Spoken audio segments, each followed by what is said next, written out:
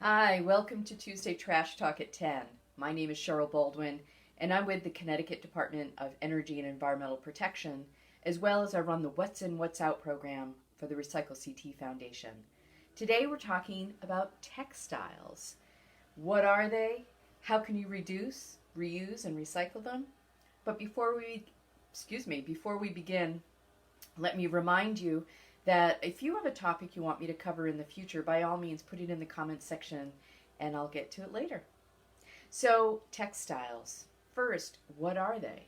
Well, the term textiles does include clothing, which you might imagine, right? Shirts, pants, shoes. It also includes linens like towels and sheets and other things like belts and purses. And all of these combine create a category of material, if you will, that we call textiles. So, to begin with, as usual, I want to talk about how to reduce. How can we reduce the amount of textile waste that we produce? And this is linked, of course, with purchasing. And you may have heard the term fast fashion. And fast fashion is basically when clothes go from catwalk or celebrity culture quickly on the rack. And it's often referred to as cheap clothing. And I would say it's definitely often clothing that is not made well, and it's really not meant for long term. But the word cheap implies that the costs are only about the clothing.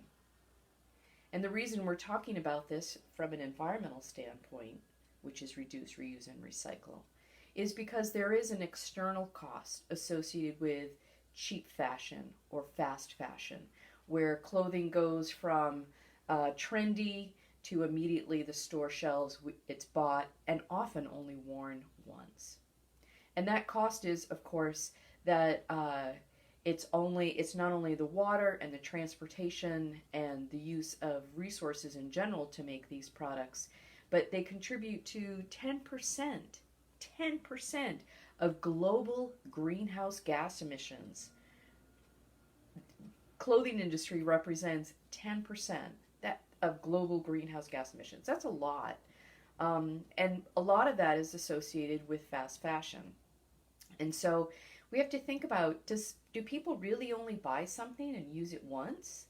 That's incredible. I can't imagine it. Well, I have a different culture, but it is hard to imagine for me. So I thought, one, I would share some of my favorite clothes. I thought I'd start with t-shirts just because it was easier. But on average, people only wear something 7 times before getting rid of it. And when I say get rid of it, most of our textile materials are disposed of. In Connecticut alone, a 2015 study found that 96,500 tons are thrown away in Connecticut a year. That's a lot. So, okay, I'll start with one of my oldest. This is an environmental t-shirt from San Francisco State University. I went there in the 80s. I'm not that old. And then this one I thought would be fun because I actually repurposed this one. I cut off the arms and the neck so that I could use this almost like an apron or a smock for the garden because it gets really dirty. And this is dated 1992. So I continue to wear these shirts on a regular basis. So shirts can survive. But I would imagine that today clothing, especially cotton t-shirts, are probably not made as well. I can tell you around my neck is another one of my favorite t-shirts. A friend gave this to me, and we swapped t-shirts sometime in the 90s, and the shirt that I got was just falling apart into shreds. So instead of getting rid of it, I made something out of it that I can wear again and again and again, which I'm very excited about.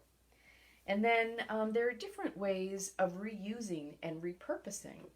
So it gets kind of into the idea of how can we repair the clothes or fix the clothes or do something with the clothes before throwing them out.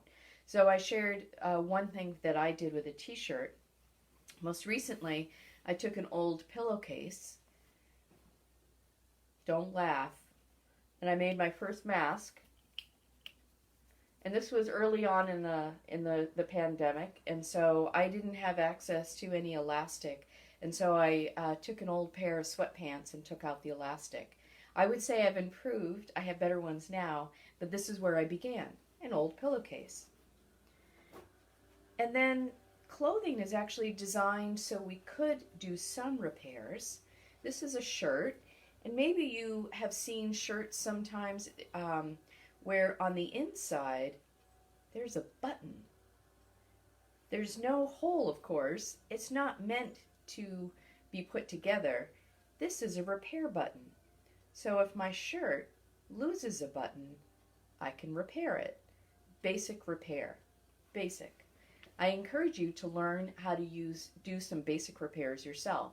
Doing the button is one of the easiest things once you learn how to thread a needle. I can tell you with the pandemic, I've been doing a lot more repair work. I do a lot of gardening, and so I have a lot of jeans and shorts that have tears. Some people may think this is pretty ugly, but I think of it as creative. It definitely gets people's attention. And I am using fabric scraps that I got from EcoWorks, the Creative Reuse Center. And so you can buy used fabric where some people buy lots of fabric and then make something. And then there are smaller pieces that have nothing, that they can't do anything with. And so I have used those. Other things about repair. Something to be aware of. It used to be, right, if you're making fun of my shorts, it used to be that people would quilt and they didn't go out and buy new fabric. Often this is clothing that's associated with the family. This is my husband's family quilt. And I'm sure, I don't know the stories, but I'm sure there's a lot of stories here about all the clothes and things that the family wore that made up this quilt. And it's beautiful, despite it being sort of literally patchwork of different things. And so there are different ways of doing repair work and fixing something. And then, of course, we generally might use clothing for rags. I use a lot of old t-shirts that I don't want to wear anymore for rags, and they may be used in different ways. If you get to the point where you're using a rag, in this case it was probably doing bike repair, it's covered with bike grease, you can't recycle this anymore. This is done. We still use it because we do work on our bikes, but I would not donate this for textile recycling. So there are some limits. If we're going to look at textile recycling, this is coming from SMART. This is the Secondary Materials and Recycled Textiles Association. It's a national organization that gets textile recyclers together, and they're doing some promotion. And I happen to have the signs, so I'm sharing them. They're basically saying, don't throw away your textiles, donate them instead.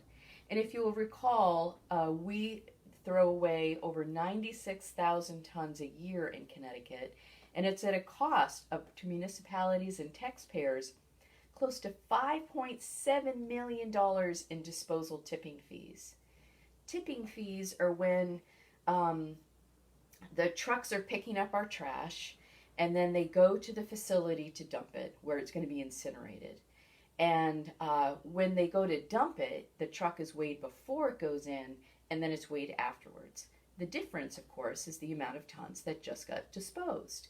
And then they're charged a fee for every ton of disposed. The average is probably about 60, 65 in Connecticut at this point, but some are much higher. And so that's a lot of cost. So wouldn't it be great if we prevented that stuff from going in the trash and donated instead? SMART has a slogan that they say, don't judge, donate. And that's because they don't want you to judge whether or not you liked that shirt, and nobody else could possibly like that shirt. The idea is that somebody is going to like that shirt. And if you look at 95% of textiles worn or torn can be recycled. And I'm going to move to the next one. And what's fascinating is when we recover and collect our textiles, 45% is usable clothing. So I can donate a hat and a purse, or pillowcases, or a jacket. I could even do a pair of shoes. I can even do one shoe because there are people who only have one foot. And so these materials will all be sorted and provided to the correct markets that are just looking for one shoe or purses or jackets. And it also includes stuffed animals.